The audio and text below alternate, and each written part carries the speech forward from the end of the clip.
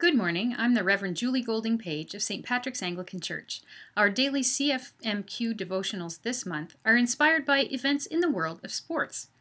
They are available on CFMQ, on YouTube, and on the internet at pladeggnog.blogspot.com.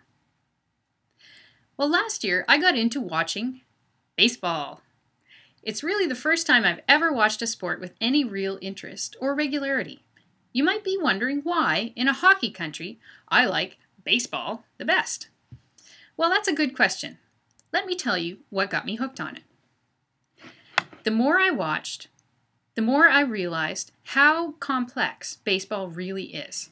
Strategy develops not only at the team level, but also between the different players as the game unfolds.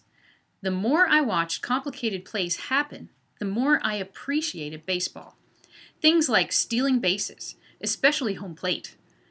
How changing the starting lineup completely changes how the batters perform. It was all so fascinating. And baseball comes across as gentlemanly. What I mean is, the players typically don't fight, and they are courteous to their opponents on the field. They simply play the game, and they seem to remember that it is a game, with rules to follow, and so they act accordingly. When I first started watching games, I was surprised to see how base runners would interact with the infielders they were playing against. It amazed me to see a base runner on second shooting the breeze with the second baseman, with both of them actually smiling.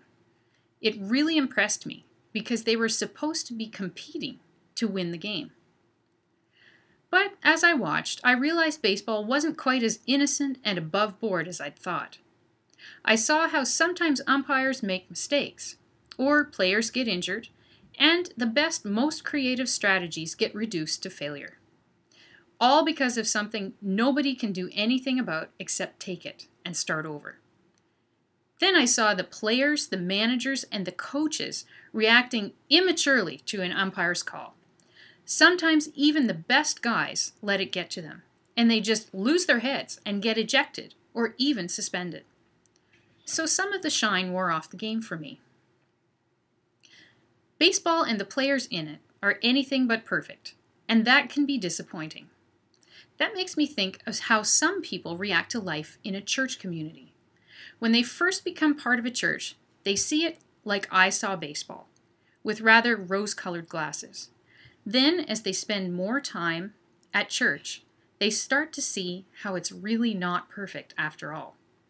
They notice the internal politics, because there are power games in church, just like anywhere else. After all, everybody in church is human. And we make mistakes, we step on toes, and sometimes we try to get our own way, even when we shouldn't. And, like in baseball, church members can lose their cool or rub you the wrong way. Personalities don't always mix. People get disappointed and even hurt.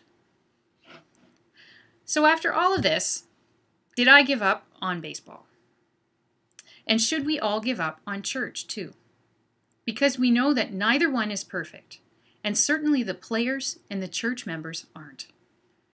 At the first of the letters to the Corinthians in the Bible, Paul calls the church believers cleaned up by Jesus and set apart for a God-filled life. Well, that sounds great, doesn't it? And we may not think that our church looks very much like that. We're all believers, sure, but we might think that a lot of people don't look very cleaned up or set apart for a God-filled life. Maybe we wonder if we ourselves even look like that. But I don't think we should give up, because Paul kept going in his letter to the church in Corinth, and he detailed all the things that they were doing wrong. Some of it was pretty nasty stuff. He realized, and they probably did too if they were honest, that their lives didn't look very God-filled.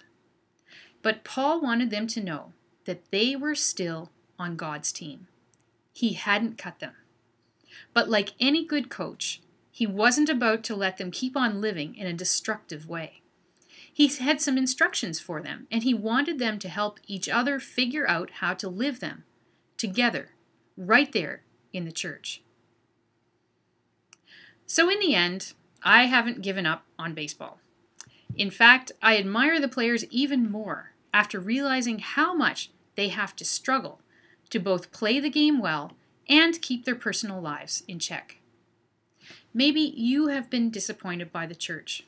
It's my prayer that you too will be able to see both your church and the people in it with new eyes, realizing how the members struggle as they seek to have the God-filled lives they intend to have, and that God intends for them to have. Why not give church another chance and join up for God's team, maybe even starting this Sunday? For St. Patrick's Anglican Church, I'm Julie Golding Page.